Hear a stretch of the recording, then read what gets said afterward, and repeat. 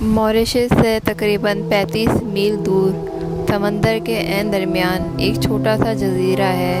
غالباً یہ دنیا کا واحد جزیرہ ہے جس کا نام آج تک نہیں رکھا گیا، اس لیے دنیا بھر کے جہاز راں اسے گمنام یا بے نام جزیرہ کہتے ہیں۔ جزیرے میں ایک چھوٹی سی پہاڑی اونٹ کے کوہان کی طرح ابھری ہوئی ہے۔ اس پہاڑی سمیت تمام جزیرے کو گھنے اور دشوار گزار جنگلوں نے ڈھانک رکھا ہے۔ افریقی ساحلی بستیوں میں مشہور ہے کہ یہ جزیرہ آصف زدہ ہے اور یہاں بدروئیں رہتی ہیں۔ ماریشس کے لوگوں سے یہ روایت چلی آئی ہے کہ یہاں ایک پراسرار انسان رہتا ہے جو موت پر قابو پا چکا ہے۔ جزیرے کے تمام جانور اور پرندے سب اس کے غلام ہیں۔ سمندر کی تیز لہروں پر بھی اس کا حکم چلتا ہے۔ ماریشس کے بعض مسلمان سمجھتے ہیں کہ خواجہ خضر ہیں جنہیں ہمیشہ کی زندگی حاصل ہے۔ ہندو سمجھتے ہیں کہ یہ کوئی دیوتا ہے۔ چینی اور افریقی قبیلوں کے لوگوں کا خیال ہے کہ کوئی بڑا جادوگر ہے۔ مہم جو سیاح بھی اس پراسرار جزیرے کی طرف رخ کرتے ہوئے گھبراتے ہیں۔ اس سے دور سے گزرنے والے جہاز بھی کم از کم 10 میل دور ہی رہتا ہے۔ اس جہاز کے مسافر عام طور پر عرصے پر کھڑے ہو کر دوربینوں سے اس جزیرے کا جائزہ لیتے ہیں۔ دیکھنے والوں کو یوں محسوس ہوتا ہے جیسے درختوں کے بیچ میں ہزاروں لاکھوں بدروئیں انہیں گھور رہی ہیں۔ چینی نژاد کیپٹن وانگ جب بھی اپنا جہاز لے کر ادھر سے گزرتا تو بڑے غور سے اس جزیرے کو دیکھتا۔ اس کی چھوٹی چھوٹی آنکھوں میں چمک نمودار ہوتی اور چہرہ جوش سے لال ہو جاتا۔ پھر وہ ٹھنڈی آہ بھر کر انٹو سے کہتا، میں ایک نہ ایک دن اس جزیرے پہ پہنچوں گا ضرور۔ یہ سن کر انٹو کی تھر تھری سی چھوٹ جاتی اور وہ دبے الفاظ میں کہتا، کیپٹن جان عزیز ہے تو ادھر کا رخ کبھی نہ کرنا۔ اپنے نائب کے منہ سے یہ الفاظ سن کر کیپٹن غصے میں آ جاتا اور کہتا، بکواس، پانی میں رہنے والے کبھی نہیں مرتے، کبھی نہیں۔ 1936 کا ذکر ہے کہ کیپٹن وانگ کا جہاز ادھر سے گزرا۔ انٹو جانتا تھا کہ وہ ابھی دوربین لے کر عرصے پر آئے گا اور ایسا ہی ہوا۔ کیپٹن وانگ نے آنکھوں سے دوربین لگائی اور جزیرے کی طرف دیکھنے لگا۔ انٹو نفرت سے ہونٹ سکیڑے کھڑا رہا۔ یکایک ایک عجب حادثہ پیش آیا۔ وانگ نے دوربین سمندر میں پھینک دی اور عرصے پر گر کر بری طرح تڑپنے لگا۔ ذرا ہی دیر میں عرصے پر بہت سے لوگ جمع ہو گئے۔ انٹو بھی اپنے افسر کی طرف دوڑا۔ رات کے پچھلے پہر اسے تیز بخار چڑھ گیا اور پھر اس کی زبان کھل گئی، مگر وہ ایسے الفاظ بول رہا تھا جو سمجھ میں نہیں آ رہے تھے۔ انٹو کی سمجھ میں صرف ایک لفظ آیا جو کیپٹن کے منہ سے بار بار ادا ہو رہا تھا، وہ تھا مقدس، مقدس۔ اچانک کیپٹن کا اعصابی نظام خراب ہو گیا اور اس کی موت واقع ہو گئی۔ کیپٹن وانگ کے مرنے کی خبر جنگل کی آگ کی طرح آس پاس کے ساحلی علاقوں میں پھیل گئی اور پھر لوگ طرح طرح کے قصے بیان کرنے لگے۔ وقت آہستہ آہستہ گزرتا گیا، یہاں تک کہ نئے سال کا آغاز ہو گیا۔ انہی دنوں آسٹریلیا کا ایک مہم جو بوچر اپنے دوستوں سے ملنے کے لیے ماریشس آیا۔ وہ 37 سال کا تھا، مگر ابھی تک اس نے شادی نہیں کی تھی۔ اپنے والدین کا اکلوتا لڑکا تھا۔ بچپن میں ہی اس کے ماں باپ ایک حادثے میں مر گئے تھے۔ بوچر نے ملبورن یونیورسٹی سے صحافت کی ڈگری حاصل کی تھی، لیکن اسے سیر و سیاحت اور مہم جوئی کا شوق تھا۔ کیسی ہی مہم ہو، وہ خطرے میں کود پڑتا تھا۔ آسٹریلیا کے دشوار گزار جنگلوں میں رہنے کے علاوہ ایمیزون کے خطرناک علاقے میں بھی 4 سال گھوم پھر چکا تھا۔ وہاں زیادہ وقت اس نے آدم خور وحشیوں کے ساتھ گزارا تھا۔ اس کے قدم ایسے خطرناک دلدلوں تک جا پہنچے تھے جن کا نام سن کر آدم خور جنگلی بھی مارے خوف کے کانپ اٹھتے تھے۔ بوچر کے دوستوں کا کہنا تھا کہ اسے موت سے پیار ہو چکا ہے، جبھی تو وہ ایسی جگہوں پر بغیر کسی ہچکچاہٹ کے چلا جاتا ہے جن کا تصور کرتے ہی یہ لرزہ طاری ہو جاتا ہے۔ جب اس سے کہا جاتا کہ شادی کیوں نہیں کرتا تو وہ کہا لگا کر جواب دیتا، مجھ جیسے گھومنے پھرنے والے آدمی کے لیے شادی ایسی ہی ہے جیسے شکاری کتے کے لیے زنجیر۔ ماریشس پہنچ کر بوچر نے گمنام جزیرے کے بارے میں جو قصے سنے وہ اسے بے تاب کرنے کے لیے کافی تھے۔ اس نے فوراً اعلان کر دیا کہ جلد ہی اس پراسرار جزیرے کے اندر داخل ہوگا۔ بوچر کے دوستوں نے اس کی سخت مخالفت کی اور اسے روکنے کے لیے طرح طرح کے وحشت بھرے واقعات بیان کیے جو اس جزیرے کے متعلق مشہور تھے، لیکن ان واقعات نے بوچر کے شوق پر تیل کا کام کیا۔ اس کا شوق پہلے سے بڑھ گیا۔ اب اسے دنیا کی کوئی طاقت وہاں جانے سے نہیں روک سکتی تھی۔ وہ پوری سرگرمی سے سفر کی تیاری کرنے لگا۔ آخر ایک دن وہ کشتی میں بیٹھ کر جزیرے کی طرف روانہ ہو گیا۔ ساحل پر اس کے دوستوں نے حیرت اور پریشانی سے اسے الوداع کہا۔ بوچر نے رخصت ہوتے وقت ہاتھ ہلا کر کہا، گھبراؤ نہیں دوستو، میں جلد ہی تم لوگوں کے لیے ایسی دلچسپ اور شاندار کہانی لاؤں گا جو تم نے اس سے پہلے کبھی نہیں سنی ہوگی۔ جزیرے سے آدھے میل دور ہی بوچر نے سمندر میں چھلانگ لگا دی، کیونکہ اب نوکیلی چٹانوں کا سلسلہ شروع ہو گیا تھا۔ کشتی میں جو ملا اس کے ساتھ آئے تھے ان سے بوچر نے یہ طے کر لیا تھا کہ وہ روزانہ کم از کم 2 مرتبہ ادھر کا چکر لگائیں گے، اور جب انہیں ساحل پر آگ کے شعلے یا دھوئیں اٹھتے نظر آئے تو اس کا مطلب یہ ہے کہ بوچر واپس آنے کے لیے تیار ہے۔ اس دن آسمان بالکل صاف تھا اور سمندر کا پانی بھی پرسکون تھا۔ ملاح بڑی دیر تک سمندر میں ادھر ادھر گھومتے رہے اور دوربین کی مدد سے بوچر کو جزیرے کی طرف تیرتے ہوئے دیکھتے رہے۔ جب انہوں نے اسے جزیرے پر اطمینان سے چلتے دیکھا تو اطمینان کا سانس لے کر واپس لوٹ گئے۔ چند دن تک وہ دن میں 2 بار ساحل کے آس پاس کشتی لے کر آتے اور دیر تک گھومتے رہتے، لیکن بوچر کی طرف سے کوئی پیغام یا اشارہ موصول نہیں ہوتا۔ وہ دوربین لگائے گھنٹوں جزیرے کی طرف تکتے رہتے، لیکن بوچر کا کوئی نام و نشان نہ تھا۔ 5ویں روز جب کشتی والے جزیرے کے آس پاس گھوم رہے تھے کہ اچانک پانی کی اونچی لہر آئی اور اس نے کشتی کو اپنی لپیٹ میں لے لیا۔ اس ناگہانی آفت نے ملاحوں کو بدحواس کر دیا۔ پھر کسی کو معلوم نہ ہوا کہ کشتی والوں پر کیا گزری۔ چند روز بعد ایک اور پارٹی بوچر کی تلاش میں بھیجی گئی۔ اس کشتی کا بھی وہی حشر ہوا جو پہلی کا ہو چکا تھا۔ پھر تیسری جماعت کے ساتھ بھی ایسا ہی حادثہ پیش آیا۔ ان میں کوئی شخص زندہ سلامت واپس نہ آیا۔ اب تک ان تینوں کشتیوں کے 15 ملاح سمندر کی بھیڑ چڑھ چکے تھے۔ ان حادثوں کے بعد تمام ملاحوں نے فیصلہ کیا کہ وہ آئندہ اس جزیرے کا رخ کرنا تو دور کی بات، ادھر دیکھنے کی بھی ہمت نہیں کریں گے۔ بوچر کے دوستوں نے ملاحوں کو بڑے لالچ دیے، ان کی منت سماجت کی، مگر ان میں سے کوئی بھی ٹس سے مس نہ ہوا۔ بوچر کو جزیرے پر گئے 3 مہینے ہو چکے تھے۔ اس کے دوست اس کی طرف سے مایوس ہو کر بیٹھ گئے۔ انہوں نے سوچ لیا تھا کہ وہ اتنے عرصے میں مر چکا ہوگا۔ دوسری جنگ عظیم کے دوران کا ذکر ہے کہ برطانیہ کی بحریہ کے 3 افسر ایک کشتی میں بیٹھ کر گمنام جزیرے کی طرف آئے۔ وہ اس طرف کیوں آئے تھے اس کا پتہ آج تک نہ چل سکا۔ بہرحال وہ یہ کہ تینوں بھی لاپتہ ہو گئے۔ البتہ ان کی کشتی اور اس میں رکھی ہوئی ہر چیز صحیح سلامت تھی۔ ان کی لاشیں تلاش کرنے کی کوشش کی گئی، مگر ناکامی کے علاوہ کچھ ہاتھ نہ آیا۔ 1946 میں اٹلی کا ایک سیاح برنٹ اپنے 2 دوستوں کے ساتھ یہ ارادہ لے کر موریشس پہنچا کہ وہ اس جزیرے کو فتح کرے گا۔ اس سیاح کے ساتھیوں میں ایک البرٹ تھا جو آئرلینڈ کا رہنے والا تھا اور دوسرا اینڈریو اسپین کا رہنے والا تھا۔ برنٹ بذات خود انتہائی دلیر اور جان پر کھیل جانے والا آدمی تھا۔ امن کے زمانے پر اس پر 4 افراد کے قتل کا مقدمہ چلا تھا، لیکن صاف بری ہو گیا تھا۔ البرٹ اور اینڈریو بھی اس طرح کے لوگ تھے اور کئی خطرناک مہموں میں حصہ لے چکے تھے۔ ستمبر 1946 میں اپنے ساتھیوں کو لے کر برنٹ ماریشس آیا۔ کشتی کا بندوبست کرنے کے بعد چوتھے روز وہ جزیرے کی طرف روانہ ہو گیا۔ کشتی چلانے کے لیے وہ اپنے ساتھ صرف 3 ملاح ہی لا سکا تھا، کیونکہ ان کو معلوم تھا کہ موریشس کا کوئی ملاح اسے چاہے کتنی ہی رقم کیوں نہ پیش کی جائے، اس جزیرے کی طرف رخ کرنے کو تیار نہیں ہوگا۔ انہوں نے بھی سوچ بچار کے بعد وہی طریقہ اختیار کیا جو بوچر نے اختیار کیا تھا، یعنی کشتی والوں سے کہہ دیا تھا کہ 2 دن میں اس جزیرے کی طرف آئیں۔ اگر انہیں کوئی اشارہ ملے تو سمجھ لیں کہ اب واپسی ہے۔ ملاحوں نے بعد میں بتایا کہ انہوں نے ان تینوں کو بخیر و عافیت ساحل پر پہنچتے دیکھ لیا تھا۔ کئی دن گزر گئے، برنٹ اور اس کے ساتھیوں کی طرف سے کوئی اشارہ نہ ملا۔ یہ دیکھ کر ملاحوں کو بڑی فکر ہوئی۔ ایک دن وہ بھی ایسے گئے کہ واپس نہ آئے۔ اس حادثے کے 7 مہینے بعد بحریہ کی ایک کشتی نے سمندر میں بہتی ہوئی ایک بوتل دیکھی۔ اس قسم کی بوتلیں اکثر سمندر میں پیغام رسانی کے لیے استعمال ہوتی ہیں۔ یہ بوتل فوراً پکڑی گئی۔ اس میں کپڑے کا ایک ٹکڑا نکلا جس پر آڑے دھرچے حروف میں لکھا تھا کہ میں مر رہا ہوں۔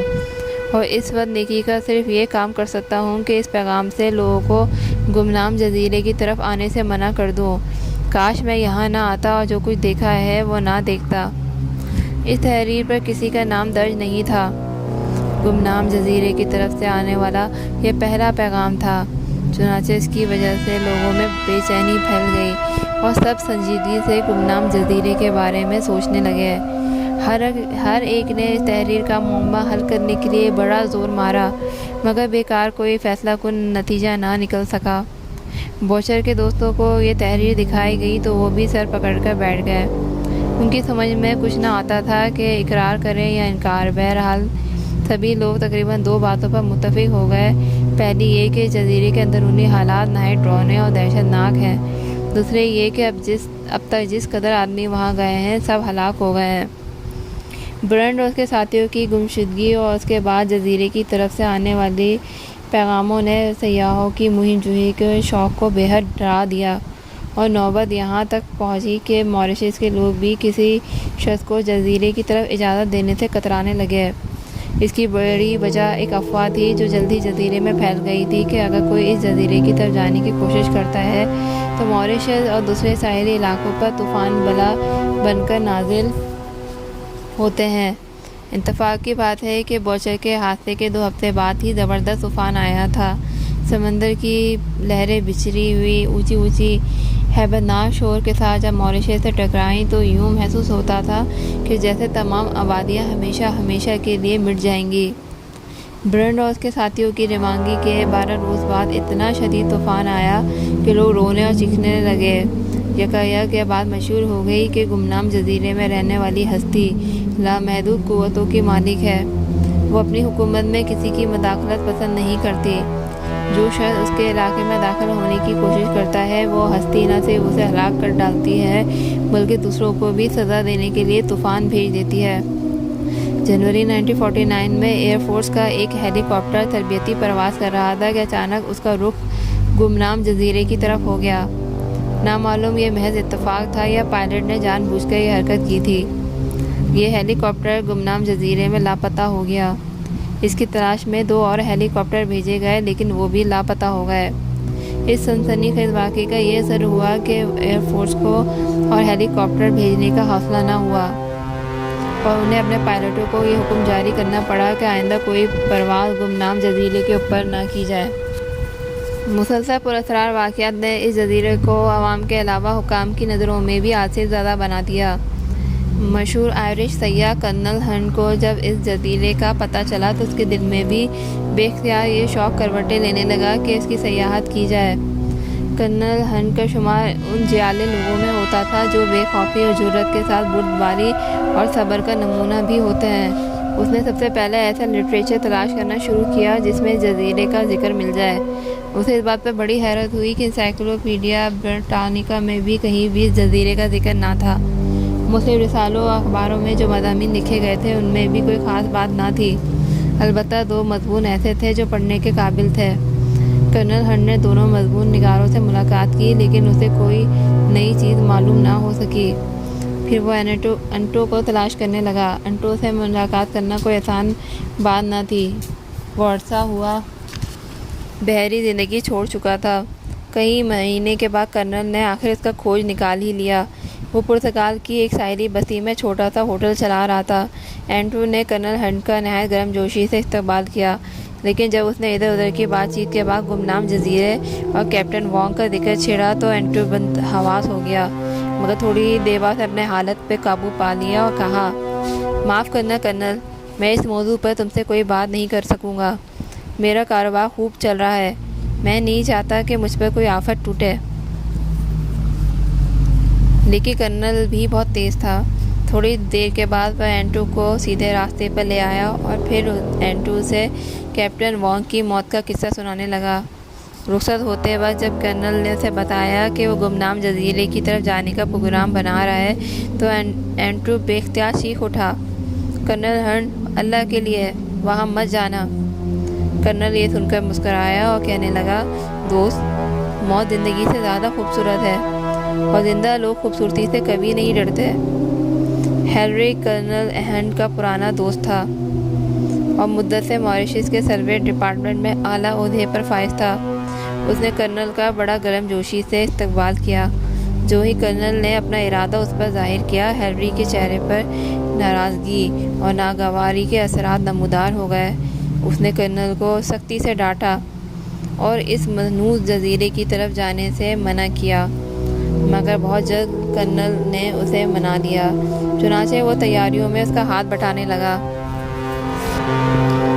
ہیلری کی وجہ سے کرنل کو سب سے بڑا فائدہ یہ پہنچا کہ وہ سرکاری مخالفت کا سامنا کرنے سے بچ گیا۔ اس طرح ہنٹ کے لیے بڑی آسانیاں پیدا ہو گئیں۔ اس دوران میں کرنل نے ایک لمحہ بھی ضائع نہیں کیا۔ اپریل 1942 کی ایک صبح کرنل ہنٹ ضروری سامان لے کر اپنی مہم پر روانہ ہوا۔ کرنل کو رخصت کرنے کے لیے اس کا دوست ہیلری بھی آیا۔ اسے جزیرے کے قریب پہنچانے کے لیے سرکاری کشتی دی گئی۔ سروے ڈپارٹمنٹ کی طرف سے اسے ایک چھوٹا سا وائرلیس سیٹ بھی دیا گیا جس کا وزن برائے نام تھا۔ وائرلیس سیٹ 60 مربع میل کے علاقے میں پیغام پہنچا سکتا تھا۔ اس کا مقصد تھا کہ کرنل جزیرے پر قدم رکھتے ہی جزیرے کے اندرونی حالات کے بارے میں معلومات فراہم کرے۔ ہیلری نے جب اپنے دوست کو جزیرے کے ساحل پر بخیر و عافیت کھڑا دیکھ لیا تو واپس آ گیا۔ کرنل کا پہلا پیغام جو ڈپارٹمنٹ نے وصول کیا تھا وہ یہ تھا: میں جزیرے کے ساحل پر قدم رکھنے میں کامیاب ہو گیا ہوں۔ نوکیلی چٹانوں کی وجہ سے میرے جسم پر چند خراشیں آئی ہیں۔ اس یقین نے کہ میں پراسرار جزیرے کی سرزمین پر کھڑا ہوں، میرے اندر عزم و ہمت کی نئی روح پھونک دی ہے۔ میرے طرف ایک طرف سمندر کا نیلا پانی ہے اور دوسری طرف گھنے جنگل کا سلسلہ ہے۔ جس جگہ میں بیٹھا ہوں یہ ایک چھوٹا سا ٹیلہ ہے جو جنگلی گھاس سے اٹا پڑا ہے۔ آگے درختوں کے کئی جھنڈ آپس میں مل گئے ہیں۔ اوپر کی طرف اور ان درختوں کے درمیان اتنا فاصلہ ہو گیا ہے کہ ان کے درمیان سے ایک آدمی آسانی سے گزر سکتا ہے۔ مجھے یاد نہیں کہ میں نے ایسے درخت کہاں دیکھے ہیں، غالباً برازیل کے جنگلوں میں، بہرحال مجھے ٹھیک سے یاد نہیں۔ یہ درخت ایک دوسرے سے مشابہت رکھنے کے باوجود اپنے درمیان اختلاف رکھتے ہیں۔ ان کے پتے کیلے کے درختوں کی طرح ہیں لیکن آگے سے نوکیلے ہو گئے ہیں۔ جزیرے میں سناٹا طاری ہے۔ مجھے کسی جانور یا پرندے کی آواز سنائی نہیں دے رہی۔ میرا پروگرام یہ ہے کہ میں اپنے سے پہلے آنے والوں کی لاشیں، اگر وہ مر چکے ہوں، اور ان کی چیزیں تلاش کروں۔ ہو سکتا ہے کہ ان کا کوئی پیغام یا اشارہ مل جائے جو میرے لیے رہنمائی فراہم کر سکے۔ 3 گھنٹے بعد کرنل کا دوسرا پیغام ملا۔ میں نے ساحل سے آدھے میل جنوب کی طرف گھاس سے ڈھکی ہوئی کھائی کے پاس ایک انسانی ڈھانچہ دیکھا ہے۔ اس کا سارا گوشت گل سڑ کر ختم ہو چکا ہے۔ ہڈیوں کا یہ پنجر گھاس میں چھپا پڑا تھا۔ کچھ فاصلے پر میں نے درخت پر چاقو سے کھدا ہوا ایک انگریزی لفظ دیکھا ہے: مقدس۔ میں دیر تک اس لفظ کا جائزہ لیتا رہا لیکن سمجھ نہیں آ رہا کہ اس کا مطلب کیا ہے اور کس نے اسے کھودا ہوگا۔ میں یہ بھی اندازہ نہیں کر پا رہا ہوں کہ اس لفظ کو کھدے ہوئے کتنی دیر ہو گئی ہے۔ البتہ یہ بات نے مجھے بری طرح چونکا دیا ہے۔ اینڈریو نے بتایا تھا کہ کیپٹن وانگ نے بھی مرتے وقت یہی الفاظ بڑبڑا رہے تھے۔ میری عقل اس پراسرار لفظ کے معنی سمجھنے کے لیے بے چین ہے۔ میں نے بڑا مغز مارا مگر اب تک کوئی بات ذہن میں نہیں آئی ہے۔ مجھے یہ جنگل سحر زدہ لگتا ہے۔ میرے خیال میں یہ پورا جزیرہ اسی آب و ہوا کی وجہ سے سحر زدہ ہو گیا ہے۔ جہاں تک میرا تعلق ہے میں یہ بغیر کہے رہ نہیں سکتا کہ میرے اعصاب متاثر ہونے شروع ہو گئے ہیں۔ شاید آپ یہ سن کر ہنس دیں کہ تھوڑی دیر بعد میرا دل چاہ رہا تھا کہ زور زور سے رونے لگوں۔ جو ہی میں نے آپ سے رابطہ کیا یہ فوراً ختم ہو گیا۔ مجھ سے پہلے افراد جو اس جزیرے پر آئے تھے وہ ذہنی خرابی کی وجہ سے مر گئے ہوں گے۔ میری زندگی میں پہلا موقع ہے کہ میں نے اپنے اعصاب کو کسی اجنبی مقام کی فضا میں پریشان پایا ہے۔ اس پیغام کے ٹھیک 14 گھنٹے بعد کرنل ہنٹ نے سروے ڈپارٹمنٹ سے وائرلیس پر تیسری بار رابطہ کیا اور یہ اس کا آخری پیغام ثابت ہوا۔ اس نے کہا: میں نے یہاں آ کے سب کچھ پا لیا جس کی تمہیں ضرورت ہے۔ ٹھہرو، سنو، یہاں کوئی دلدل نہیں ہے، نہ کوئی ڈھانچہ ہے۔ کیا میں پاگل ہو گیا ہوں؟ بھلا مجھے کیا ڈھانچے کی ضرورت ہے؟ میں نے سب کچھ پا لیا ہے۔ تمہارے تمام مسئلے اب باقی نہیں رہے، سب۔ اور ہاں، جب تم میرے پاس آؤ تو ادھر ادھر مت دیکھنا بلکہ سیدھے غار پر آ جانا، لیکن اندر نہ جھانکنا کیونکہ وہاں میں ہوں گا جو ہر وہ اعلان کرتا ہے۔ میں قسم کھا کر کہتا ہوں میں وہ ہوں جو اعلان کرتا ہے، انتظار کرتا ہے۔ یہ عجیب پیغام نامکمل رہ گیا۔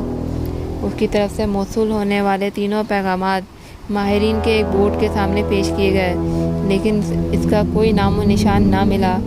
کرنل کے آخری پیغام سے یہ بات واضح ہو گئی کہ کرنل پاگل ہو گیا ہے۔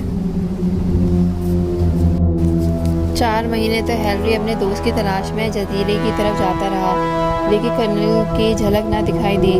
اپنے عزیز دوست کی موت نے ہیلری کو اتنا مایوس کیا کہ اس نے ملازمت سے استعفیٰ دے دیا اور موریشس کو چھوڑ کر اپنے وطن واپس چلا گیا۔ آج کل وہ سوئٹزرلینڈ کے پہاڑی مقام پر اپنے بال بچوں سمیت زندگی کے بیکار دن کاٹ رہا ہے۔ کرنل ہنٹ کے واقعے کو برسوں بیت چکے ہیں، لیکن ہیلری کو آج بھی یقین نہیں ہے کہ کرنل جیسا فولادی اعصاب کا آدمی جزیرے میں جا کر پاگل ہو گیا تھا۔ لیکن جب وہ کرنل کے آخری پیغام پر غور کرتا ہے تو کہتا ہے کہ ممکن ہے کرنل کا دماغ چل گیا ہو۔ ان برسوں میں آج تک کسی اور سیاح نے اس گمنام جزیرے کی سرزمین پر قدم نہیں رکھا۔ ہیلری کبھی کبھی کہا کرتا ہے کہ کرنل ہنٹ کے بعد اس جزیرے کی طرف جانا بیکار ہے، کیونکہ کوئی شخص کرنل ہنٹ کی طرح مضبوط اعصاب کا مالک نہیں ہو سکتا۔ ان خوبیوں کے باوجود کرنل کامیاب نہیں ہو سکا تو ایک عام شخص کا کامیابی کا سوال ہی پیدا نہیں ہوتا۔ گمنام جزیرہ سمندر کی سرکش اور تندرتیز لہروں کے درمیان ساری دنیا سے الگ تھلگ آج بھی اپنی جگہ موجود ہے اور انسانی عزم و ہمت کا مذاق اڑا رہا ہے۔ جب کوئی جہاز اس کے قریب سے گزرتا ہے تو مسافر دوربین لے کر غور سے دیکھتے ہیں کہ شاید کوئی چیز نظر آ جائے جس سے جزیرے کے راز کھل جائے، لیکن درختوں اور جنگلی گھاس کے سوا کچھ دکھائی نہیں دیتا۔ ان درختوں کی طرف دیکھنے والے بھی بعض اوقات یہ محسوس کرتے ہیں کہ جیسے ان میں چھپی ہزاروں بدروحیں ان کی طرف غصے کی نظروں سے گھور رہی ہیں، لیکن ہم جانتے ہیں کہ عزم والے انسان کبھی نہ کبھی کامیاب ضرور ہوتے ہیں۔ اگر یہ سچی کہانی آپ کو پسند آتی ہے تو پلیز میرا چینل لائک کریں اور اس ویڈیو کو شیئر کر دیں۔ اب میں اجازت چاہتی ہوں۔ اللہ حافظ۔